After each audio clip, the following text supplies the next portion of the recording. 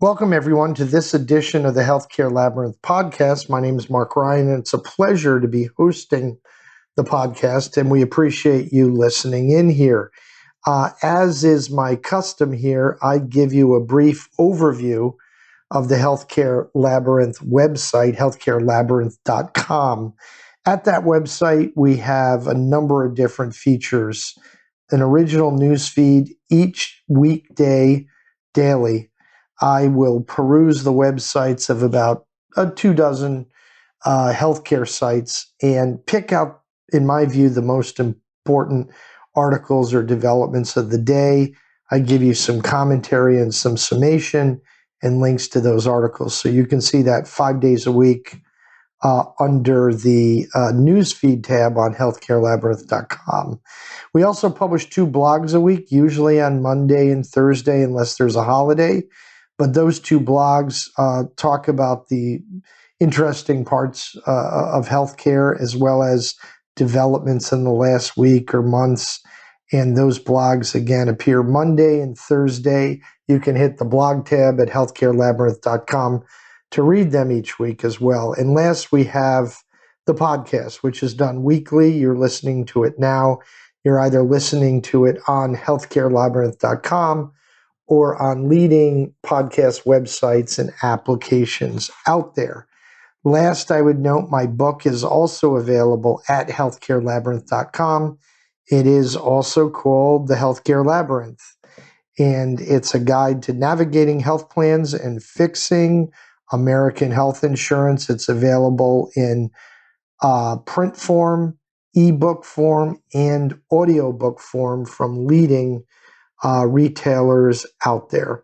So let's get to the topic of the day here. And the podcast is really about the GOP primary.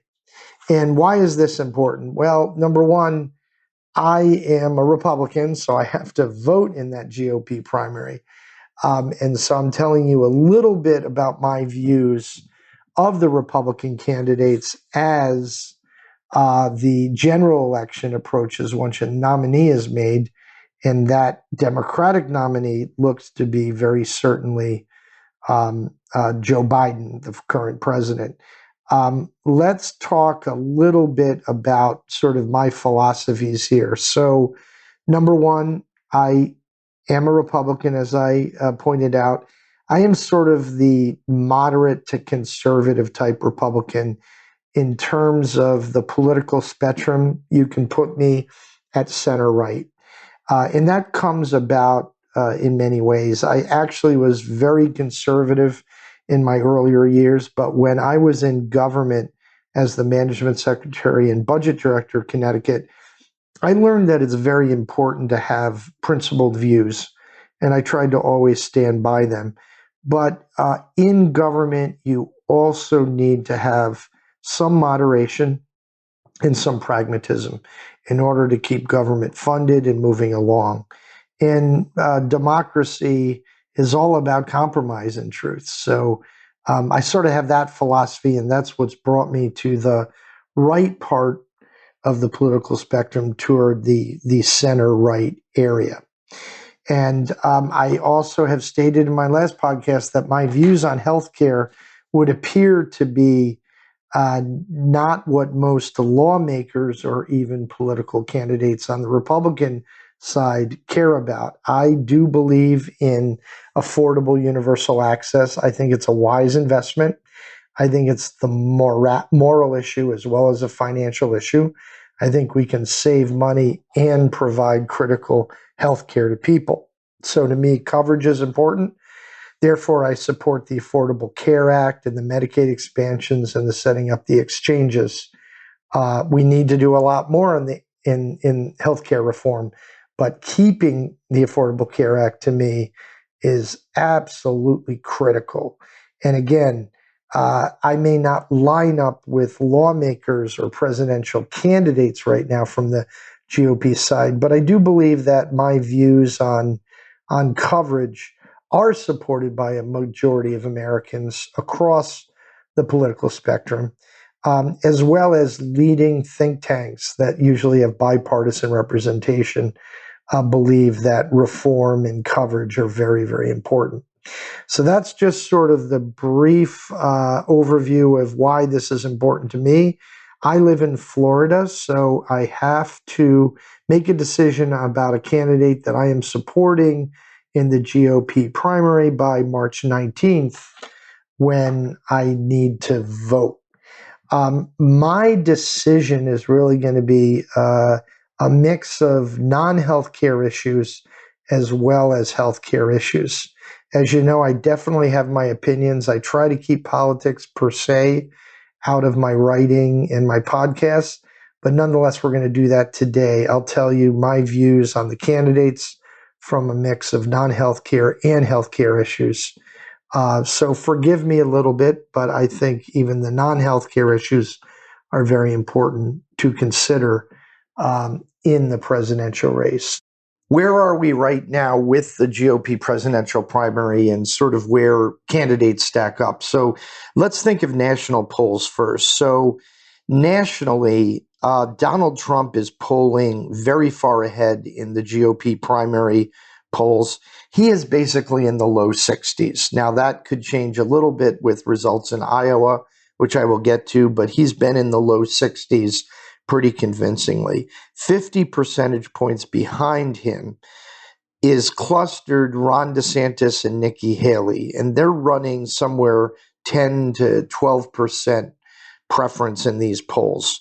Again, that could change a little as a result of Iowa. So Trump in the low 60s, Haley and DeSantis back 50 points lower in the 10 to 12% range, depending on the poll. The Iowa caucuses were held on January 15th, and we have results there. Trump won convincingly as expected, with winning about 20 delegates. Originally, Haley was projected to come in second and DeSantis in third.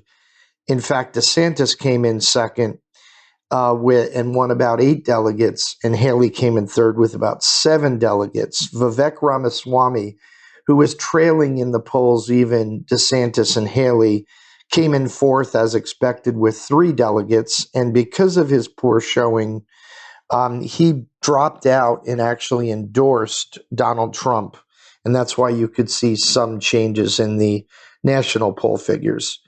The next primary after the Iowa caucus, which just happened 115, is the New Hampshire Republican primary on 123. So that will happen in a few days.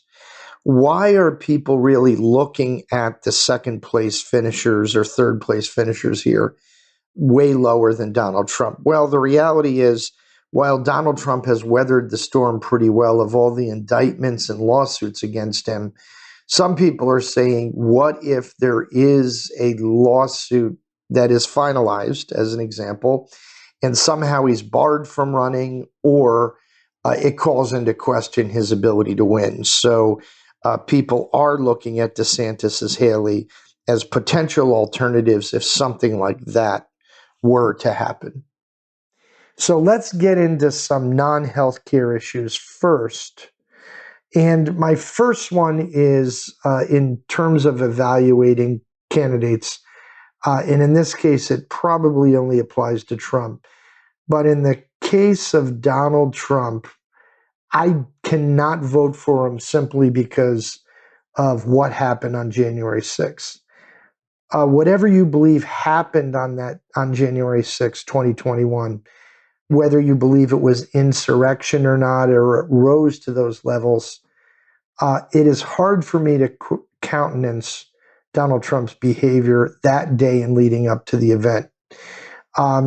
He lost numerous court battles challenging vote counts and outcomes in states. That's where you fight those kind of battles. But still, in a speech on January 6, 2021, he was continuing to question election results and argued that Vice President Mike Pence should somehow reject the certified results. There was no reasonable legal basis for doing that. And in my view, that was just a clear attack on democracy. So that is why I can't possibly support him either, honestly, in the GOP primary or during the general election vote if he were to make it past the nomination stage. I've also ruled out Donald Trump and Vivek Ramaswamy for foreign policy reasons. In my view, Ramaswamy is very dangerous on foreign policy based on some of the things he said. First of all, he's very inexperienced in foreign policy, but more troubling are his extreme geopolitical views of things. None of his views appear to be rooted in anything related to freedom or democracy, and he sort of views foreign policy as if you were playing Risk, the old board game Risk. In essence, he would carve up the world without regard to right and wrong and good and evil. And to me, that lacks an important moral fiber in a leader.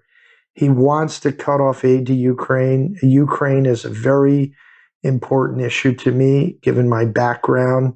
In a previous life, I worked in the foreign policy field. My bachelor's degree was in international relations and diplomacy.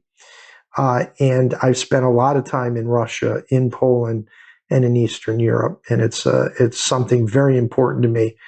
I believe what Putin did in Ukraine is outright aggression, and war crimes were committed that are entirely horrendous and need to be avenged. But in really, Vivek Ramaswamy, given his view, would cut off aid immediately and simply give up on Ukraine and, in essence, allow Russia to take over a democratic government.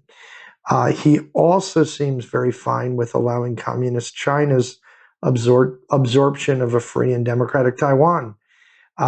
His plan basically indicates that as long as China doesn't act on Taiwan until we build our own semiconductor capacity, it's okay if they do it afterward. To me, it's very much outrageous, and that's why I think Ramaswamy's foreign policy views are just crazy in so many words. On President Trump's foreign policy views, in his years as president, his personal approach to foreign policy really destabilized America's position in the world. He attacked NATO. He befriended dictators like North Korea's Kim Jong-un and Vladimir Putin of Russia. He says he could settle the Ukrainian war in 24 hours. Well, that's just crazy. And his attitude really would inevitably favor Russia and his friend Vladimir Putin. So based on these non-healthcare issues, January 6th, foreign policy in Ukraine, I have pretty much taken Donald Trump and Vivek Ramaswamy off my list of candidates I can support. That really sort of leaves Haley and DeSantis. Let me make a few brief comments on foreign policy there. DeSantis is obviously very inexperienced in foreign policy. He also tends to equivocate on the issue of Ukraine. And he has never really come out and committed to Ukraine aid and funding. He argues that Europe is not doing enough until Europe does enough. We should not give more aid. Well, I think that's a mistake, because the truth is Europe is doing a lot, and we should continue funding to Ukraine. So I'm very troubled by DeSantis's foreign policy inexperience, as well as his position on Ukraine aid, where he refuses to commit to continued funding. Nikki Haley, on the other hand, has experience in foreign policy as the former UN ambassador, and she has much more traditional views, as I do, on foreign policy. She believes we need to give aid to Ukraine in order to ensure its freedom, the stability of Europe, and for democracy and free markets more broadly. She clearly understands there's authoritarianism that is marching throughout the world, and we need to defend against that. She also thinks Putin should be held accountable for his war crimes and his aggression. So I haven't ruled DeSantis out yet, but I certainly don't like his foreign policy stances, and I think Haley is well qualified and has reasonable foreign policy viewpoints. The next area that really isn't healthcare, but touches on healthcare, I guess you could say, is what I would call governance as well as pragmatism. Let's take governance first. So I really believe it's important that our next president be proven in governing. While many argue we need radical changes in Washington, I don't doubt that. I also think a knowledge of government and a track record of governance is key. And I would say that both DeSantis and Haley have this. DeSantis, as a congressman and as Florida governor, he understands the political system and how Washington works. He's in his second term as governor of Florida, and he honestly runs the state well. Do I agree with everything he stands for? No, but I think the state is run very well. Haley has a very similar record. She was in her second term as South Carolina governor before she was tapped to become UN ambassador under Trump. She too ran a very good state. Let's get to the area of pragmatism, though. If both have decent governance, I think Haley seems to have more pragmatism. She clearly has her principles and her views, but she does seem to have more nuanced views, and again, that pragmatism on various issues of the day. I don't think DeSantis has that. I think he's much more monolithic in his views. Haley's, more nuanced views give me hope that she would govern with relative moderation and look for compromise and be pragmatic. So while they both have governance, I think pragmatism is important as well. Haley seems to have that based on some of what I've witnessed in her campaign, whereas DeSantis really, I don't think, does. Let's move on to some healthcare issues here. Well, unfortunately, I believe that both DeSantis and Haley look very much alike on healthcare issues. For the most part, I'm going to give you one area where they may not. And they actually do not seemingly align with my views on coverage expansion. And that to me is a little bit troubling for both of these candidates. I applaud DeSantis's fight for drug importation waivers for Florida, and that to me is pretty innovative and is a bit pro healthcare reform. Haley also speaks the need for transparency in healthcare. I think she's absolutely right on that. But neither of them can really be counted as a strong supporter of more sweeping drug price changes or healthcare reform in general. What is most troubling to me about both of these candidates is that their stand on the Affordable Care Act. So as governors, they have both refused to expand Medicaid in their state when they had the chance to under the Affordable Care Act. And that to me is a problem, because I believe that both Medicaid and the exchanges serve their purpose, but Medicaid expansion to me is the most cost-effective way to bring coverage to the uninsured, but neither of them were interested in expanding Medicaid. More troubling, though, is that both Haley and DeSantis have gone on record saying they want to actually convert the Affordable Care Act into a state block grant, where dollars would be awarded to states to solve coverage issues. This, to me, is an old and tired idea that couldn't pass Congress before and would increase the uninsured rate, not lower it. I believe the health system would end up having more costs if we ever did this block grant concept. And at the time when this was tried back in 2017, the Congressional Budget Office sort of said so. But it does raise the question, are DeSantis and Haley talking about the conversion of the ACA into a state block grant simply to ingratiate themselves to right-wing leaning primary voters, or would they really go after the ACA? Well, we know Trump would if he had a Republican Congress again, because he tried it once before again in 2017. My instincts would suggest that DeSantis would probably attempt to repeal. I question whether Nikki Haley would for a few reasons. Again, it goes back a bit to that governance and pragmatism that I talked about earlier in the podcast. Well, first, she quietly expanded some Medicaid in her state for certain populations. Number two, she tried to tackle some healthcare outcome issues as governor, which I thought was very admirable too. South Carolina has some of the worst outcomes of all 50 states. She seems someone who does not want to upset the status quo unless it is entirely broken or headed that way. She sort of has this viewpoint on abortion as an example as well, although she is tremendously pro-life. While both are governors and chief executives of the state, Haley seems again more sensitive to the upheaval that ripping apart the ACA would have on tens of millions of Americans. So while I don't love either of their views on the Affordable Care Act, I have this feeling that Haley would be much more moderate in terms of ripping the system apart, so to speak.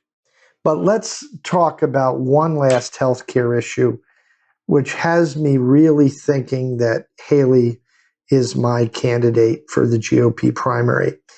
Again, while I'm still undecided, Nikki Haley deserves a great deal of credit for her position on entitlement reform. Now, this position is fraught with political peril for her, but nonetheless, she courageously took it. Polls out there over the years do seem to indicate that Americans are pretty mature and they understand that entitlements like Medicare and Social Security are in trouble and they need to be reformed, and that there probably would be changes that are needed to the entitlement programs. But at election time, voters tend to become a little quixotic. They seem to tell pollsters near election time that candidates should, keep their hands off Medicare and Social Security.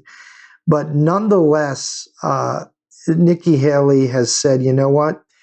Regardless of the implications for my candidacy, I am going to place entitlement reform on the agenda. And so she's raised the issue of entitlement reform, and she says she really does want to tackle it. Back in September, she stated, quote, "I recognize that Social Security and Medicare are the last thing the political class wants to talk about, but any candidate who refuses to address them should be disqualified. They'll take your vote and leave you broke." I think she's absolutely right on that. She hasn't said she would go after those already collecting benefits, but that has not stopped her opponents from attacking her on this. On one hand, Donald Trump has attacked DeSantis for his votes in Congress on various reform issues, and DeSantis is now attacking Haley on this issue of entitlement reform as well. Haley has said she would increase the age at which younger workers would become eligible for Social Security benefits, and she would also limit the benefits the wealthy receive. And at a recent debate, held in the last week or so, she actually reiterated her stand by saying that the retirement age for both Medicare and Social Security should be raised for younger Americans. Well, what did Ron DeSantis do? Well, again, he has this mixed record.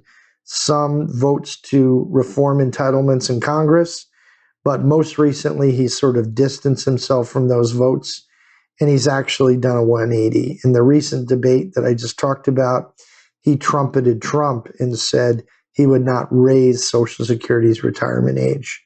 So it's really only Haley that sort of has the guts to go out there and say we really do need entitlement reform, because entitlements may not be around if we don't begin to change how they're operated. Democrats tend to fixate simply on raising taxes when it comes to fixing these major entitlement problems. Trump, DeSantis, and others do not want to tackle it, but to her credit, Nikki Haley does. So while others bury their heads in the sand, Haley, in this case, shows great maturity as a leader.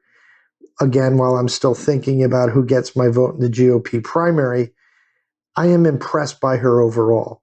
She is more experienced, holds more nuanced views, and appears more pragmatic.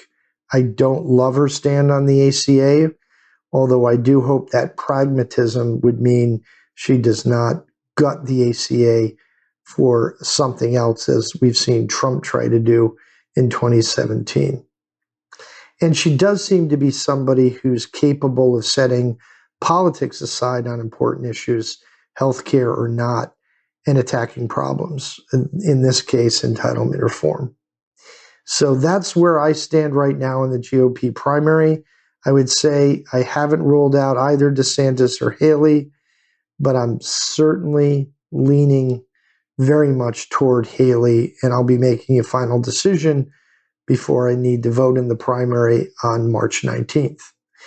Well, what happens if Trump ends up with the nomination, as appears somewhat inevitable right now based on the polling out there? Well, I continue to track the developments in what's called the no labels ticket, sort of a third party that could emerge, not part of Democrats, not part of Republicans, but actually sort of coming together and sponsoring a third party no labels ticket. It may be something very important to the future of our nation, and perhaps we will cover more on this in the future. With that, I'll conclude this week's Healthcare Labyrinth podcast, and we'll see you next time. Take care.